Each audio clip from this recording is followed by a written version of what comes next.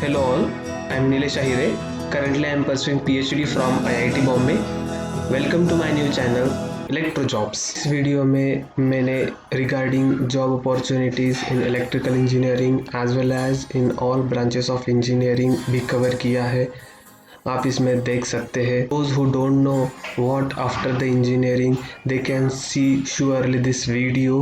This video we will see what are the job opportunities in the electrical engineering as well as those who are the engineering graduates. Okay so हम इस video में देखेंगे कि ज़्यादातर opportunity किस जगह पे होती है, either after the higher education और after the graduation. So we have discuss in detail in this video. आप ये वीडियो लास्ट मिनट तक देखिए ताकि आपको हर एक इंफॉर्मेशन पता चल सके कि आपको करियर कैसे डिसाइड करना है और after doing engineering what are the areas to go there and to make career in your life. तो अब हम देखेंगे कि इलेक्ट्रिकल इंजीनियरिंग में क्या क्या जॉब अपॉर्चुनिटीज़ है और कहाँ हम अपना करियर बना सकते हैं. तो दोस्तों अब हम जॉब अपॉर्चुनिटीज़ में आ ही गए हैं तो हम देखेंगे कि what are the areas after BE B Tech और आफ्टर द हायर एजुकेशन. तो अब हम यहाँ पे देखेंगे कि बीई बीटेक में ज़्यादातर जॉब अपॉर्चुनिटीज़ हमने इलेक्ट्रिकल लिया है. तो there are lot of branches in electrical like electrical engineering, electrical electronics engineering, power engineering और combination of electrical streams. So all branches are eligible for this recruitment. So हम पहले देखेंगे कि government jobs क्या है, प्राइवेट जॉब्स है, higher education है, business है. So there are 4 categories where we can go for the make career. Okay, so for government jobs there are central government, state government jobs. For private there are lot of MNC companies which are in the manufacturing or the software also. And higher education after MTech, PhD, post PhD we have also MBA.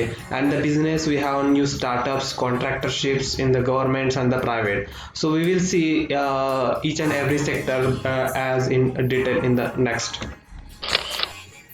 So देखेंगे government jobs. तो government jobs में हमें 2 sectors है, एक तो central sector और state sectors. सो central sector में PSU आता है.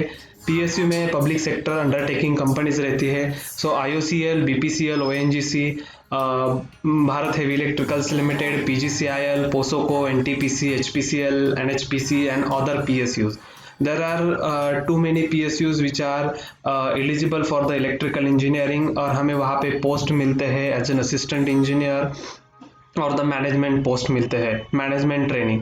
आफ्टर दैट हम स्टाफ सिलेक्शन की बात करें तो वहाँ पे हमें जूनियर इंजीनियर के लिए एसएससी जूनियर इंजीनियर का भी एग्ज़ाम रहता है और वहाँ से डायरेक्ट रिक्रूटमेंट रहता है. आफ्टर दैट हम यूनियन पब्लिक सर्विस कमीशन में, यूपीएससी में, आईईएस और आईएएस में भी जा सकते हैं और इंडियन रेलवेज भी होता है.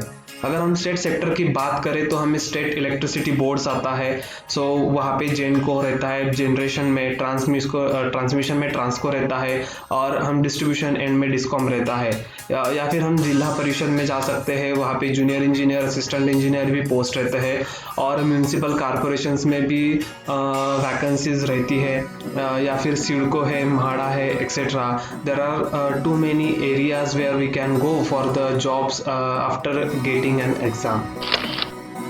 तो हम अभी प्राइवेट जॉब्स के बारे में बात करें तो फिर प्राइवेट में ज़्यादातर जाने मानी कंपनियाँ रहती है. हम सीमेंस लिमिटेड आप अगर जानते हो, उसके बाद सीजी लिमिटेड, क्रॉम्पटन ग्रीव्स है, टीसीएस है, टाटा कंसल्टेंसी सर्विसेज है, टाटा कंसल्टिंग इंजीनियर टीसीई है. उसके बाद बजाज इलेक्ट्रिकल्स लिमिटेड है, हैवल्स इंडिया लिमिटेड है, रिलायंस लिमिटेड है. तो अगर हम ये बात करते हैं तो यहाँ पे प्राइवेट जॉब्स जो है वो there are lot of fields which is shown in this. So हम डिज़ाइन में जा सकते हैं, मैन्युफैक्चरिंग है, क्वालिटी है, सप्लाई चेन है, मेंटेनेंस है, ऑपरेशन है. डिज़ाइन में basically there are jobs for the researchers, manufacturing में, क्वालिटी में, सप्लाई चेन में, these are core engineering areas. Supply chain में भी हम अगर MBA करते हैं, मैनेजमेंट में जाते हैं, तो फिर हमें वो वहाँ पे मिलता है। बाद में मेंटेनेंस एंड ऑपरेशन के लिए ऑलरेडी जॉब, बहुत सारे जॉब्स अवेलेबल रहते हैं प्राइवेट जॉब्स में। उसके बाद अगर हम हायर एजुकेशन की बात करें, तो हायर एजुकेशन में basically there are 2 types of categories, like after B Tech and after M Tech. So after B Tech हम जा सकते हैं फॉर एमटेक के लिए एंड द PhD के लिए। एमटेक माने masters of technology and PhD means doctor of philosophy. So there are 2 opportunities after the GATE. आप अगर गेट की एग्ज़ाम देते हो, गेट यानी graduate aptitude test in engineering, उसके बाद आपको अपॉर्चुनिटीज़ है एमटेक में। आप एमटेक का एडमिशन कर सकते हो। This is a post graduation in the technology और इंजीनियरिंग, उसको एमटेक और ME भी बोलते हैं। उसके बाद आप एमटेक के बाद आप PhD के लिए भी जा सकते हैं। लाइक एमटेक के बाद आपका जो CPI रहता है, उसके डिपेंड आपको PhD का एडमिशन मिलता है। ये कंपलसरी नहीं है कि गेट ही होना चाहिए। आपका एमटेक का CPI अच्छा हो, आपका एजुकेशनल बैकग्राउंड अच्छा हो, आपका रिसर्च बैकग्राउंड अच्छा हो, तो फिर आप PhD के लिए इजीली सिलेक्ट हो सकते हैं। हमारे इंडिया में Indian institute of technology, national institute of technology, IIIT colleges है, जहाँ पे ये एडमिशन जो होता है वो डायरेक्टली इस बेसिस पे होता है।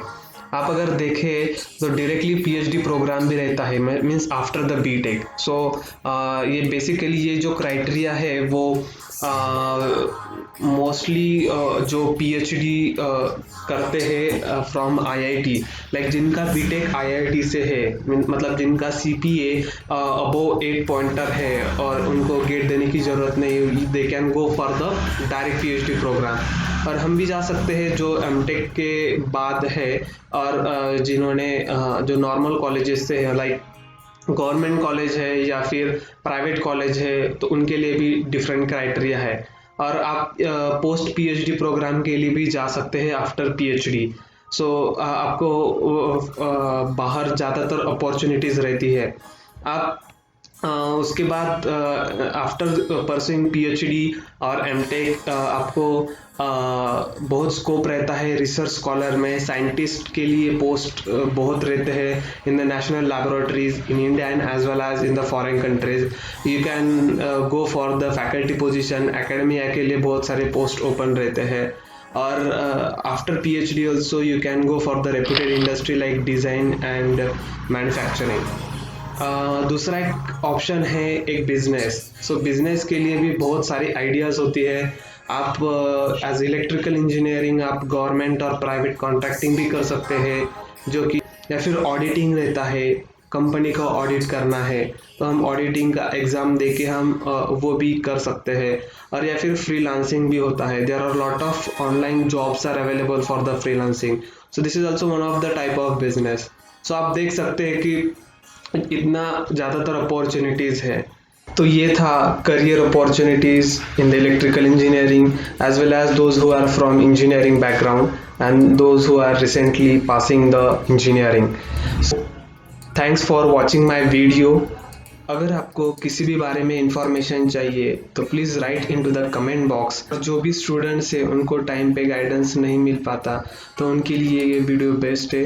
ये वीडियो देख के वो अपना करियर पाथ चुन सकते हैं। इसमें डिटेल में मैंने सारा डिस्क्राइब किया है। So thank you for watching my video. Thank you.